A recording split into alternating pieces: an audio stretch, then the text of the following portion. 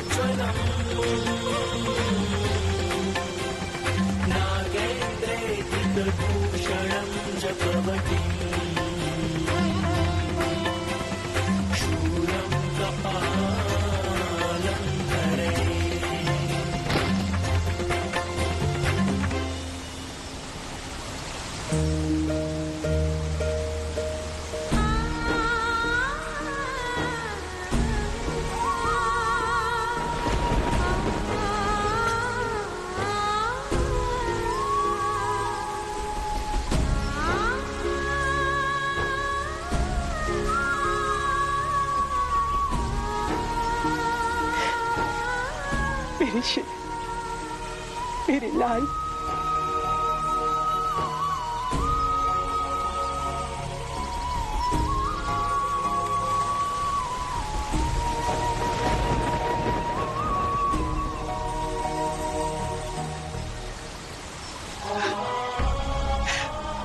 कितनी बार कहा है मैंने, अकेले बाहर मत जाया कर।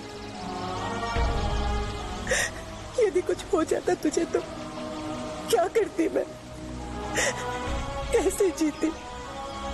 जब आपका आशीर्वाद मेरे साथ है तो मुझे कैसे कुछ हो सकता है माँ? किसी के भाव से सामने वाले का स्वभाव नहीं बदलता पुत्र। हिंसा, आक्रमण, भक्षण उस बाघिन का स्वभाव था। यदि वो तुझ पर आक्रमण करती थी तो क्या करती मैं? माँ, प्रेम के सामने हिंसा की जीत कभी नहीं हो सकती।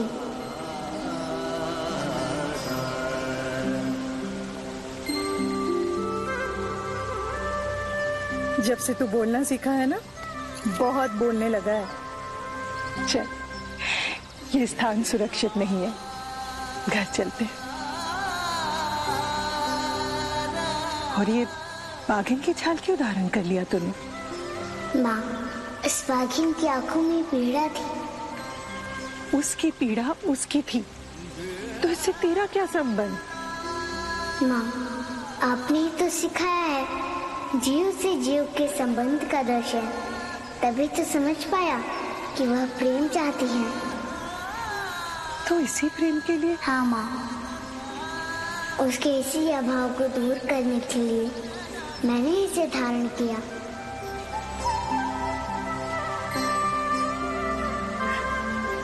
इसका अर्थ तू इसको नहीं त्याग करेगा?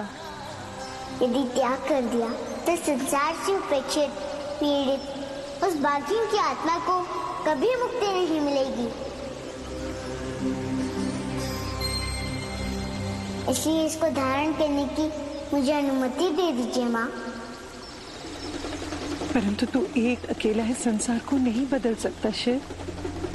माँ, हम सब में बीज एक ही होता है।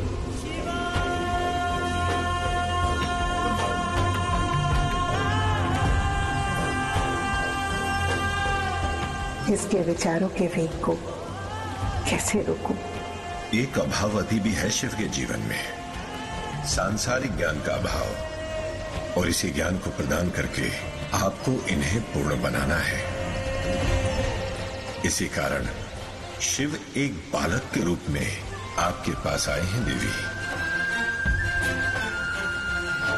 परंतु आज की इस घटना के उपरांत मेरा दायित्व और बड़ा हो गया है ऋषिवर। बाल शिव को सांसारिकता का ज्ञान कराने के साथ साथ मां होने के नाते अब मुझे प्रतिपल इनकी सुरक्षा का भी दायित्व निभाना होगा। माँ,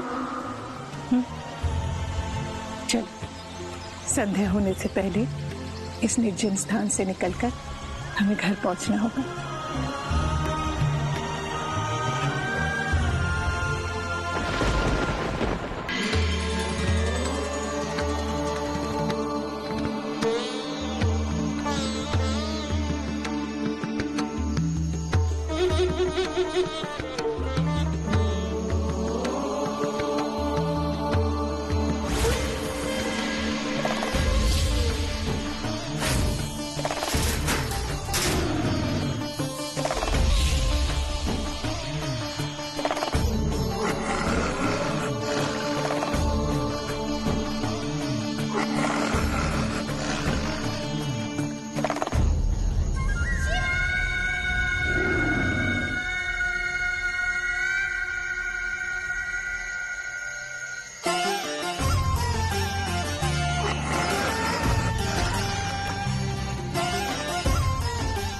क्षेत्र मेरी माँ का है, उनके गुरुकुल का है। तुम दोनों यहाँ रह सकती हो, तुम दोनों यहाँ सुरक्षित हो।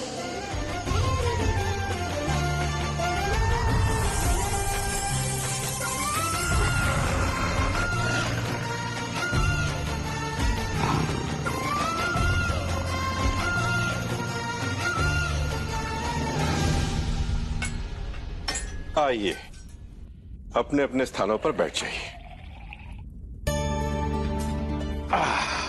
शिव कहाँ है? माँ, वो सदा ही अकेले रहना चाहता है। हाँ माता, शिव को खेलने में भी रुचि नहीं है। मैं उसे बुलाकर लाती हूँ। देवी, वो कैलाशवासी शिव हैं। एकांत, ध्यान और मौन में रहने वाले। परंतु अभी वो एक पृथ्वीवासी गृहस्थ पुत्र है, उन्हें इन सब से भी परिचित होना है ऋषिवर। आप देव और नारायण को भोजन कराइए, मैं स्वयं शिव का भोजन लेकर जाती हूँ। हाँ हाँ, अवश्य। देवी की आज्ञा कौन टाल सकता है। और आप शीघ्र भोजन लेकर जाइए। कहीं आपका शिव ध्यान लगाकर बैठ गया तो।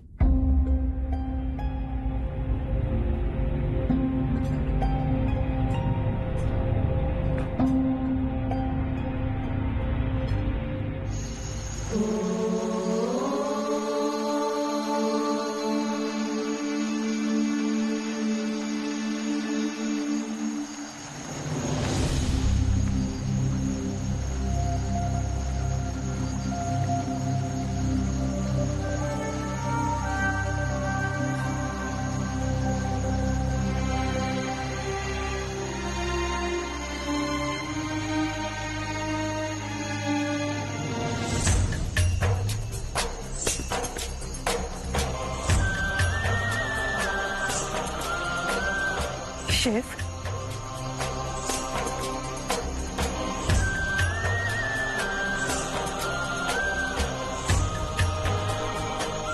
हाँ माँ। भोजन कर ले। जब तक स्मरण न दिलाया जाए, मेरे शिव को भूख का बोध ही नहीं होता है।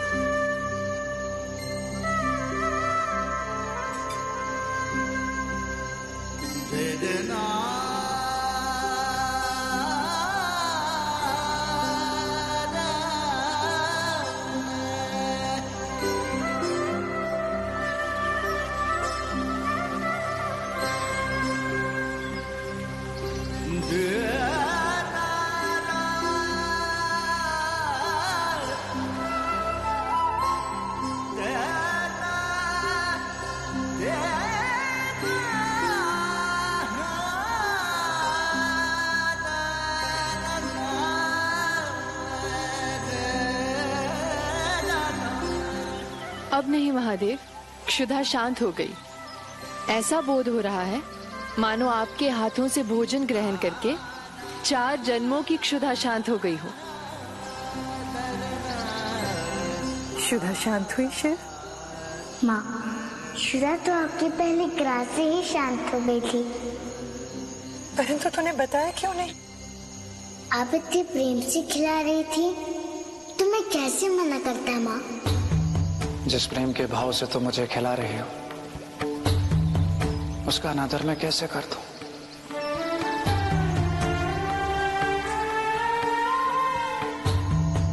जानती हूँ, आप किसी भी आवश्यकता से परे हैं महादेव।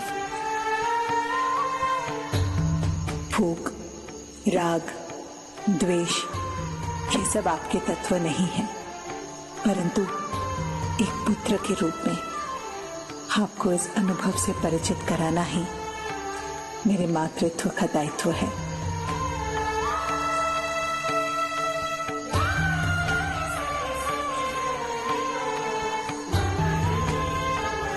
क्षुधा शांत हुई